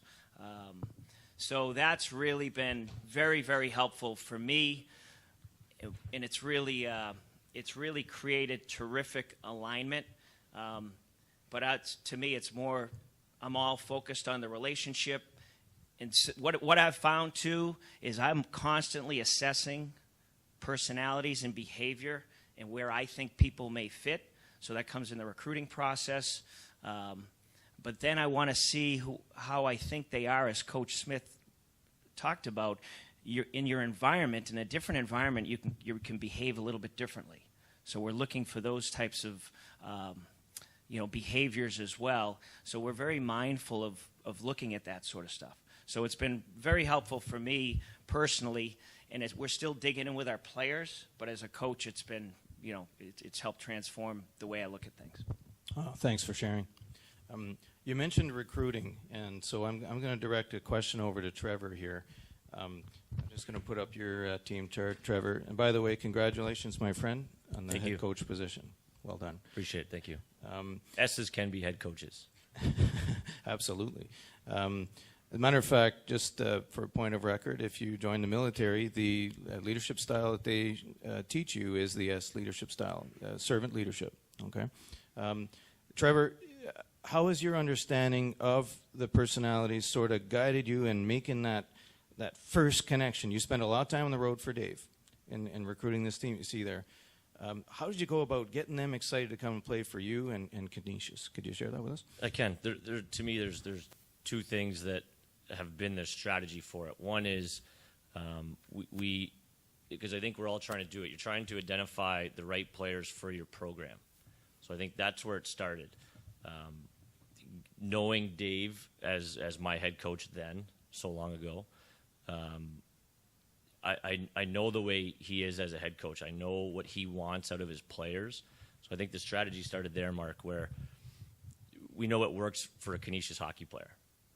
And once we have that, when we go on the road and you're identifying players and you get to know what their drive is, you know if it's a fit for what you're looking for in that year, because and Marc shared this, we're a pretty well-balanced team in terms of the personality profiles. But once we know, hey, these guys are graduating, we may be looking for somebody that's going to bring a lot of energy to the locker room. That can help us, because when we go on the road and we watch players, yes, we're evaluating their skill and ability first, but that next layer can become really important on what are they like and how are they going to fit into our team. So for me, it's vital, those two things of evaluating what we need and what that person is. That's a very important thing for us and who we get in our program. Thanks for sharing, Trevor. I'm going to ask Paul a question now, because Paul, you did something that was kind of neat. You mentioned to me earlier, said, Marc, we were a 500 hockey club, up till halfway through the season. And then there's something that you guys did that really lit up the switch there, and I'd like you to talk about that if you don't mind. Yeah, I remember the second half when Marc and Gord came in right before we started, and we were a 500 hockey team. We were a young team, and we were really quiet. And I remember the session that we had, and Marc was talking about creating energy and enthusiasm. So at the end of the session, Marc said, okay, who's going to be in charge of getting the guys engaged for practice, for games, to make sure everybody's up? And we had a junior that was in an eye, very outgoing, and he said, I'll take that. I'll take that. So the next time we come into practice, before we go into show a couple of drills, and you hear the guys talking about things, and there's quizzes on the board, and there's little wee things that they're doing, and it was amazing. The guys had so much energy. They were engaged. They were upbeat. They kind of lost the fact that, okay, I had an exam today. I'm going to school. Hey, I'm here to practice. And from that day on, our guys were enthusiastic, engaged every time before practice. And these are the little wee things that you're looking for from a coach to a player to your team, something that can help you. And that's the reason that we got involved with this a couple years ago. Jeff and I and Andy, there's got to be more to what we're doing. There's got to be more. And we started looking at things, and we felt that this was the best thing that we could do, and we got involved with it. And it was just interesting how it helped us. And before games, the interesting thing is they had a ball, and they were passing the ball around. What are you going to do tonight for the game? And it would go to Ben Austin, I'm going to drive the net, or Anders Bjork, I'm taking the puck wide. And they were engaged, and we'd come in, and all of a sudden they'd start clapping. We'd walk in and be a standing ovation. The guy, here come the coaches. And it really, really got us out of being really, we're really intense, really to play, to being enthusiastic.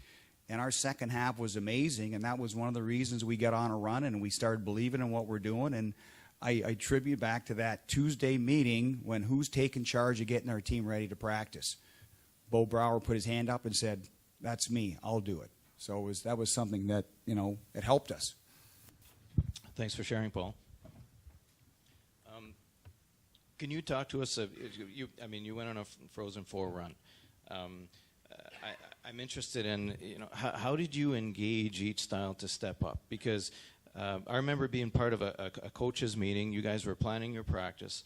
And sometimes what we do, you have to keep this in mind, as coaches, we spend a couple hours planning a practice, and what we talk about is what athletes can't do.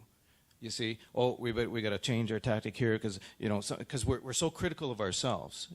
Even though to learn, to grow, sometimes we have to build up. We say, well, what is it that we're doing well? You see, you guys obviously did something to get each player to believe in them. What could you share with us on that?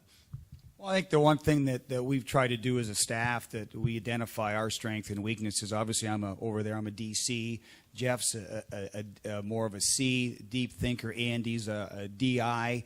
So we all have our strengths and weaknesses. And as we got into, I remember the Minnesota game, because a week before we got our butts handed to us by Lowell in Hockey East semifinals. Like, oh my God, where are we? So the next week we're going into Minnesota. We're playing in the NCAA. In the first 30 minutes, we were rope-a-doping. We were like, oh my gosh, we're not playing. So I remember at the timeout, The thing that this allowed us to do is share openly with the guys, hey, we need to get our D going, and we need to get our shark fin on. They know who I am. They know who Jeff is, know who Andy is. We know who they are. So I think the open and honest communication really helps. So halfway through the 30 minutes into the game, there's a timeout, and we're on the bench and bringing the guys and go, hey, listen, we've played it like a bad game. We're average right now. And the guys, yeah, we are. We're right, coach, we are. So we got 30 minutes left. So let's go after this thing. Let's just go after it and get our D on. And so from then on, we played well. The next challenge, after Lowell hammered us the week before, we're playing Lowell. And, Marc had sent us some stuff during the week, and how are we going to get our guys out of the mindset of we're playing Lowell? Because that was our challenge. Before, it used to be Michigan State when we first started, and Notre Dame beating them, and then we beat them with the Frozen Four. Now it was Lowell, playing them again. So we talked about it as a staff, how we're going to do it. Marc sent us some things, and we tried to get their mindset into be more aggressive. Hey, and we end up showing a video that morning of probably like a 12-year-old going down a ski slope. First time they ever did a 40-meter ski slope jump from the 20. And it was interesting in the dressing room before the game, hey, this is just a longer 20 is what the video response was. So our guys got out of the mindset, but we made that connection from, okay, here's where we need to be. We're in it together, and I think that Marc certainly has supported and helped us change that mindset. But we were very cognizant of where we were as a team, what our chart looked like, what we need to do to get them from here to here. And Jeff always does a good job of, okay, we need to change their focus, their mindset, and this is what certainly helped us going into that Lowell game. Thanks, Paul. And when you say Marc, you mean Marc and Gord, because as you know, we throughout all of your weekly planning and successes for all of our teams, Gord and I stay awake, just loving every minute of it, and thinking for you guys and how we can come up with different ways that you can connect with your athletes to a stronger level. Chris, talk to us. How have you changed your communication style? So you've discovered who you were, and you saw your team. How did you adjust to meet them? I think, first off, me being a C primary, I'm someone that wants information and really, and you can see with my team chart, I have everything all over the place. With me, what it gave me was just a roadmap. A roadmap to connect with my current players and my future recruits potentially, and really what it did was, I would say, hey, you saw your profile to my player. They're like, yeah. Do you feel like that's accurate? Of course. They usually always say yes.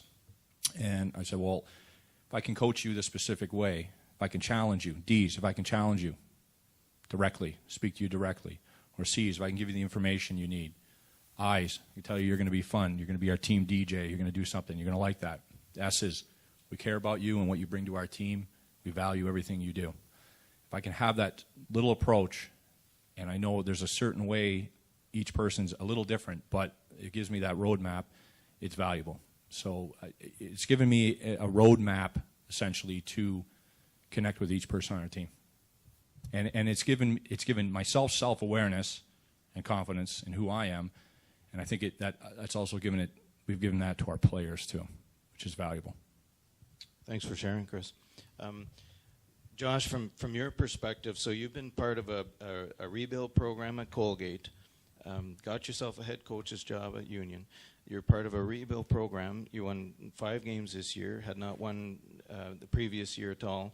One of the things we do is we provide an environmental scan feedback survey where players go on anonymously and give their real feedback. What do I think of my relationship with the coach? What do I think of my relationship with my teammates? And how do I feel about me? The comments that came back were so awesome, even though you had won 5 games. I want you guys to think about that. If you go through a season and you win 5 games, what is the team feeling about each other? What's the mojo happening in the room? It's a tough circumstance, but that's not what Gordon and I saw in your scan. So talk to us about how you do that. Yeah, we were in a really interesting situation when I had an opportunity to take a job with the Union women this year, and just coming over from Colgate where we went through a complete rebuild there, and to see where that program has gone now. And I believe this is our 4th year now working with you guys, and just to see where Colgate was and how we change the culture, how we develop relationships with our athletes, and to see that program now, being in the top 10. To me, when I looked at this opportunity, I saw virtually the same thing. I saw a group that was starving for an identity. They wanted some purpose in their life. They were really looking for a coach to come in and develop a sense of energy and create an environment where they could grow and develop. And I think the biggest thing we started with when I started the program was I had to hire a staff, and I wanted a staff that mimicked different things and could connect with different kids in a different way. So I'm very blessed. I have 3 unbelievable coaches, and I have Whitney Colbert, who's out here somewhere. She's an I primary, and she's someone that I felt could connect with our kids. She's always smiling. She always has a great day. I think that, Maura said it last night at the women's banquet, where the athletes go as you go. And I think Whit does a great job of really connecting with our athletes. She never has a bad day. And I think our athletes really reflect her personality. And then I knew I needed someone that was a heavy recruiter, was someone that was an information person. And I was lucky enough to get Mitch Baker, and he's a C primary and someone that is very detailed, very detail-oriented. And it just created a sense of balance on our staff, which was amazing. And, I think with the staff that we had, it allowed us to be united and to approach the season and really connect with our athletes. And we put a lot of time into meeting with our kids individually, whether it be doing video, doing skills, and just really trying to identify what their weaknesses were, what their lives were like, and try and create better human beings so that by the end of the season, we could have those type of connections, and going into next season, we had a foundation to really take our program to a new level. Thanks for sharing, Josh. I got a tough question for you, buddy. Yeah, I'll give you a microphone. I'm not sure if you know, Dave was very shy before he started working with us 5 years ago. We managed to get him to an outgoing place. Here's a question that every coach is probably curious about. How do you communicate to each of the primary styles, to the people that you value them, but also hold them accountable to high standards? Push them outside their comfort zones, but also give them the love they need. How do you do that? It's a challenge all the time, and I think it's a little bit of a story. First, there's always a player that we recruited that couldn't play, and we couldn't get them to their happy spot where they were contributing to our team. And I think it's a little bit better to tell a story about it, that if I'm a coach, and maybe this is how I was a few years ago when I began as a head coach, I knew, hey, this is how we're going to forecheck, this is how we're going to backcheck, this is our system, and I wasn't making that connection. So if as a coach I come in, and this is our team, and I only have one way, one motivation for everybody, and for the story I'll say motivation is food. So I come, and my way is I'm giving you a hamburger, and I'm giving you a hamburger, and I'm giving everybody hamburgers all year, right? Because that's who I am. So I've checked the first box, who I am. I'm a hamburger coach. At the end of the year, I ask everybody, I go around, and I say, well, did I provide you the right fuel? And half my team said, I'm a vegetarian, I hate hamburgers. And I was like, what the hell? How do I connect with those people? So going through the personalities allowed me, and if you were in that back corner with the S's, you'll see that group stood closer together than anybody else, right? They're not afraid. If you want a hug, go back to that corner. You're going to get a hug back there. Those people are important on our team. So when I see them, and this will freak Blaze out because he's over here, but he doesn't like contact as much. And honestly, I don't like it as much either, but I've learned that I can motivate. He knows I care if they're in that back corner. So I'm giving vegetarians veggie burgers. I'm giving meat lovers hamburgers. Whatever they like in communication, I'm feeding them, motivating them, and then asking them to visit in the games and the practices this competitive world up here when the puck's dropped. We got to fight for that puck. So as soon as the whistle blows, go back to being a great teammate. Go back to being supportive and steady and paying attention to the details. Because in our organization, the guys with the energy, these ID guys up here, they've got lots of ideas, but they need the C's to get it done. And they need these guys to drive it. So on our team, and it's the same as these guys have mentioned with your staff, you have to empower them, give them the fuel that drives their engine. And then that creates the culture, and it gives them the confidence to self-police when we're not there. So I sleep very well at night because our guys self-police. They understand the same things I just mentioned. Thanks for sharing, Dave. Gordo, I'm going to maybe pass the microphone to you. I'd like to open up to questions to anybody who has questions for our panel here. You see Dave's new team chart, okay? Something I want to share with you that's a powerful way to get to know. So Dave's starting in a new organization, and he knows more about his team in 10 minutes than it would take 2 years to figure out with this chart. He now knows how to connect with his players, not communicate, but connect, and feed them what he was referring to as their basic need. Okay, Gord? Does anybody have any questions? I'm going to bring you the mic so everybody can hear the question, and then we'll hear the response. Anybody have any questions? Here you go. This year, I realized in individual meetings that a lot of our guys were saying they had anxiety. I've never seen as many anxious people. Maybe it was because I was coming in. But in any event, how do you deal with that? And, where would you categorize those guys?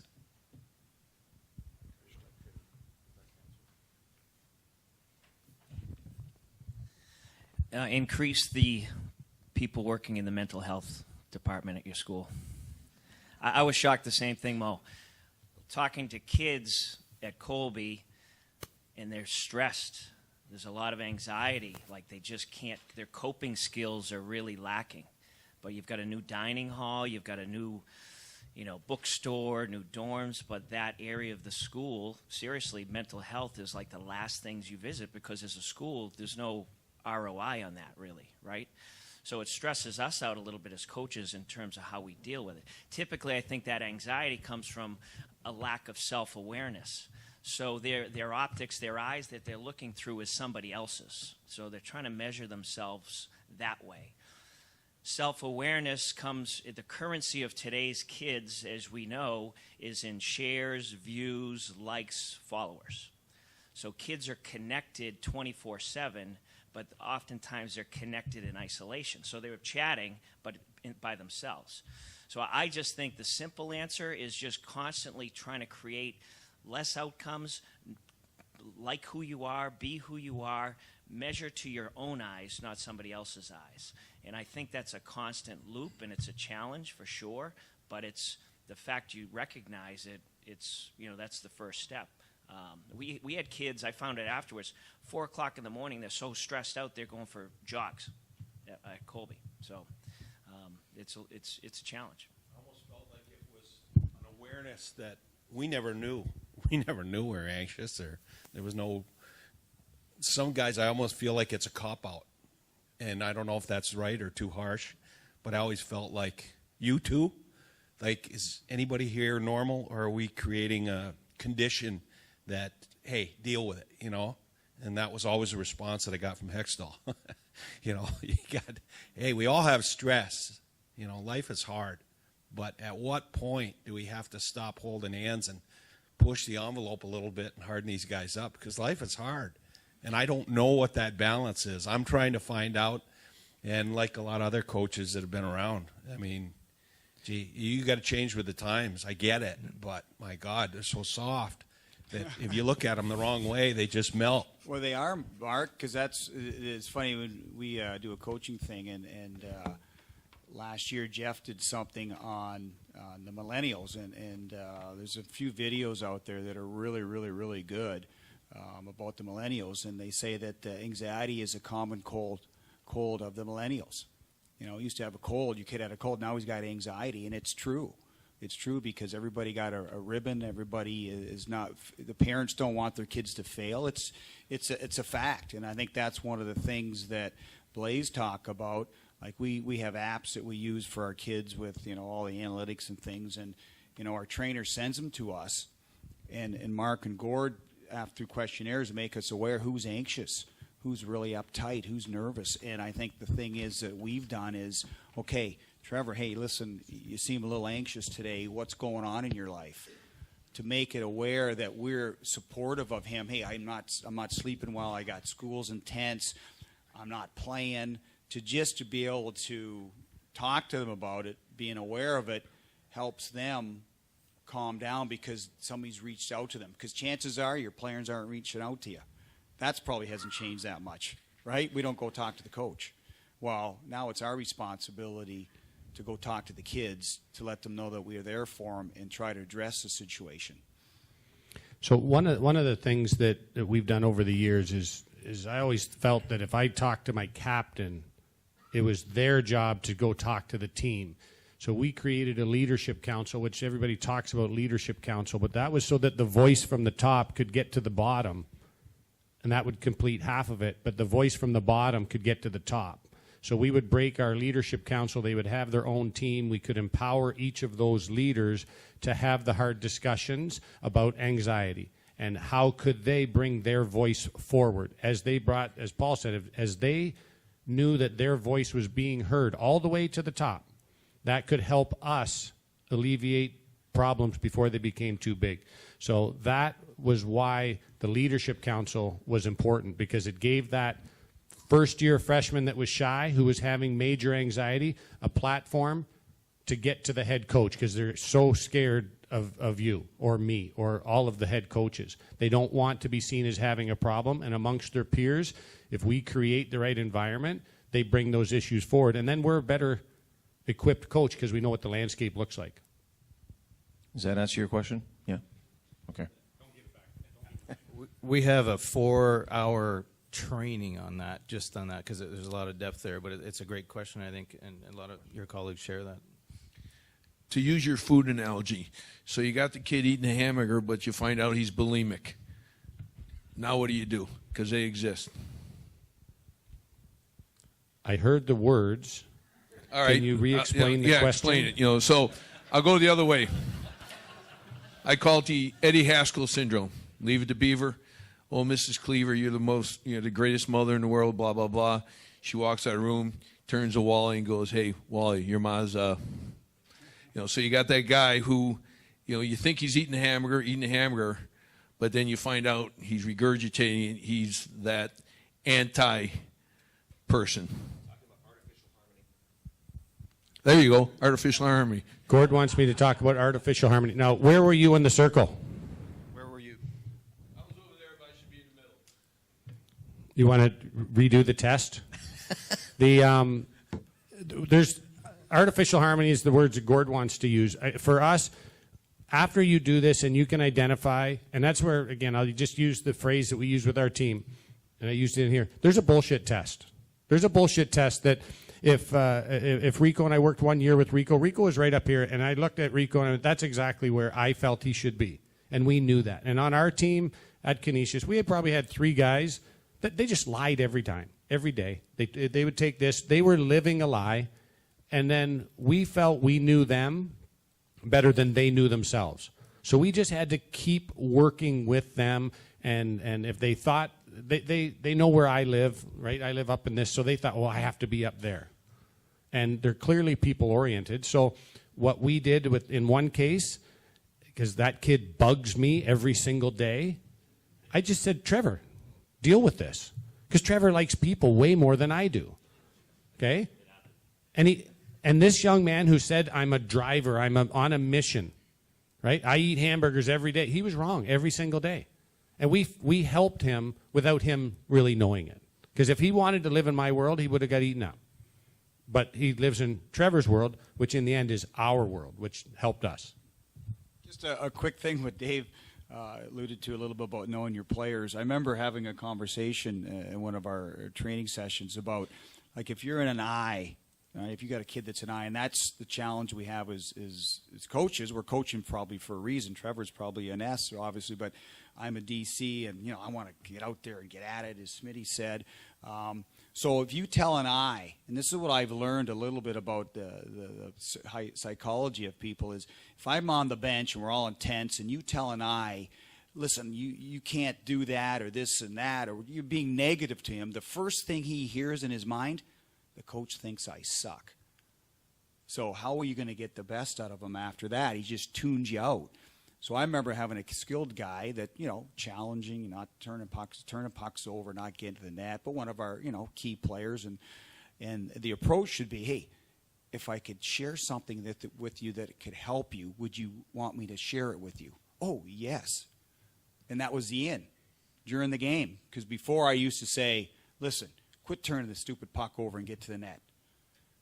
And it's the same message, but as a coach, we're looking for our players to respond to us, not react. And that's what I got out of Dave talking about that. Just a quick story for you. Great stuff. Hang on.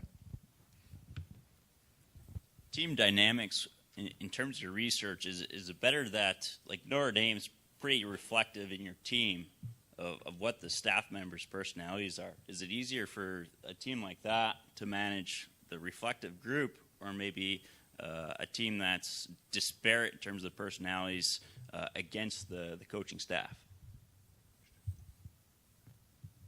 Who wants to handle that one? Maybe you guys should. Yeah, in the team dynamic, what we find is that the more information we give a coach on understanding who they are and understanding who the guys on their team as well as their coaching staff are, they're better equipped to be able to navigate those waters in any given environment. And to Dave's point, when you go into a library, right, and you're yelling in the library, what's the first thing the librarian says to you? Shh. Why? Because it's a quiet environment. We need to learn to adapt to a quiet environment. We shared with Notre Dame that hockey is like a shark-infested tank, right? A shark-infested waters. So what you need to do, psychologically speaking or mentally speaking, is put your shark fin on and learn to swim with the sharks. So understanding yourself empowers you to understand what's required in each of these different dynamics, because we all live in different worlds, right? We all understand our own personality, but now when we learn the dynamics of human behavior, Dr. Rome, our mentor, taught us that people don't do things to you, they do things for themselves. So sometimes coaches, in their best intent to drive an agenda of competition and performance, sometimes the communication gets mixed up. And so, like Paul said, I don't think coach likes me. That wasn't his intent, right? Your intent was to improve his play, but the messaging was skewed. So we have to raise awareness, not only for the coaching staff, but for the players as to who everybody is. Celebrate, not tolerate. Celebrate who we are and drive the strengths forward. Does that make sense? I want to just add, so we're talking about building a team, right? So we made some mistakes early that we put the personality assessment first. We wanted people that lived where I lived, people that lived up in this corner in the D world. I said, all the hockey players, why ask them to visit it? Just get them to just recruit that kid. And we made some recruiting mistakes. First is talent, right? We can all coach the top 10%. We can all do that. So just recruit the kid and figure it out with him. With the other ones, if you can find the people that are easy for you, that's great, but you might have to be easy for them. And I would say that build a team based on the type of player you want, and we adapt our personalities. So the first for us is talent. Second is the character, the personality assessment for team dynamics. So understanding personalities now, how better equipped are you guys as coaches to communicate what you want for your program to that team? How better equipped are you guys? I got that one. Because it's all coming together. It's the same thought that I have is, as we coaches, as we sit here and you look at your team, you're looking for one answer. And that's impossible, right? It's the hamburger and the hamburger and the hamburger. There is no one answer. But when you look at it, what helps me in the process is go, every one of those guys or girls and coaches, that's its own separate relationship, right? You have to build that relationship with each player, and then your assistants do too, and the head coaches do, and they have a relationship that's a part of that piece. I'm not a math guy, but I've heard Marc tell me how many relationships are on a team, and it was how many, Marc? 300? Well, let's just demonstrate, okay? So there's three of us here, okay? By way of a handshake, I have a relationship with Dave, I have a relationship with Blaze, and he has a relationship. That's three people, three relationships. Add one more, add Coach Chris, we now have 6 relationships. A hockey team of 27 individuals is 300 and 51 relationships. So it's not good enough that, say you're one of the 27, you establish a relationship with 26 individuals, that's not good enough. They have to figure out how to connect with each other as well in order to drive the team to its full potential. Human behavior, it takes a lot of energy, a lot of passion, a lot of focus, and a lot of skill as a coach. We only have a few more minutes, so a couple of other questions maybe. We'll just maybe have time for maybe 2 more questions, okay? That's okay. I want everybody here. I'm a coach, so I can speak about it, but how do you get an S to play like a D? I mean, from the coaches, like, how do you get an S That's my question. play like a D? I'll take that answer because an S should answer that question. Because a D is going to tell you just do nothing, and we're good. In my playing days, and some of the guys that are in here have coached me before, this would have helped me, right? Because I know that my best play in my career, and I go back to when I was little and juniors and all of it, for me, I didn't know it until doing some of these things. It was the connection with the coach. That was so important to me that if I knew my coaches cared about me, I was a way better player. And if I didn't get that, it was on my own. And I was looking for connections in other places other than the coach. And that can be hard. That's, I think, the biggest challenge for S's in that world, because hockey is a D sport. But I can tell you that if I felt connected, if I felt a part of a family and a team and people cared about me, I'll knock the doors down. Right? So that's the challenge to that personality is, if you show me you care, I will fight with you until the day I die. And it also really helps me in to become self-aware, to know that about me. And that's actually a really empowering feeling. The feeling of being vulnerable with people that you know care about you, that's a great thing. And I think that's what we're all trying to do, is have players show vulnerability, but also be self-aware and comfortable in our environment, and watch them go.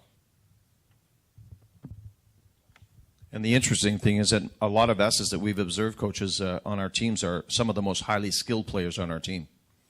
Not necessarily the best player, but some of the most highly skilled, because they're not afraid to practice and put in the extra time. Last question, anybody? Right there you go. When you guys are putting together your leadership groups, are you conscious of making sure you have a guy in each category? And the second question would be, who are the best captains? The eye test would say the D, but I don't know if your experiences with some other guys in the categories on who the best leaders are. Yeah, I want to tackle that one because the first part of the question is our leadership council. We would identify maybe just the seniors. We would bring them in the room, and we would have a draft based on personalities. So we want to, each of them would build their own team. So if a guy was an S and was a beginning freshman, we might not put him with the senior D who's going to eat him up. So it's the relationships, it's the roommates, every factor comes into the leadership council, and we included them in the leadership council so they could help identify the personalities and the needs. Well, this guy needs a little more attention. This guy is going to do the details. How can they be the best team? Well, this team is going to be flat. They've got no energy. Well, let's get an I in there. So they help build those teams. I went through a stretch where I was pretty sure that a D captain and an S assistant was magic. It worked. And then it didn't work, right? We had a D that was influenced by another D, and they just swallowed up the S. And then this year, our captain was an S, same guy who got swallowed up a year ago. Communication is the key. You can be in any of those areas. If you don't communicate, you can't lead to the extent that we needed.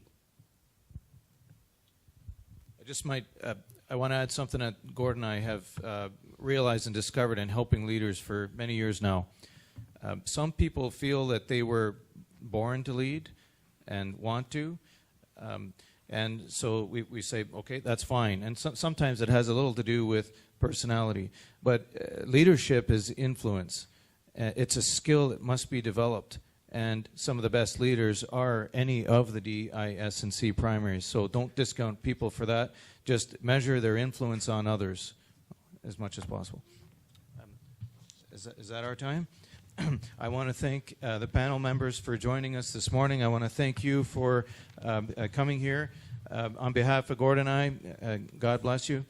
And we also have a great time. handout if anybody's interested. Brenda will be at the back if you're interested in one of our handouts, which has a little bit of information about some of the processes we've been talking about. And these guys will be available for any questions that you might have. Great job, guys. Appreciate it. Give them a hand. Thank you.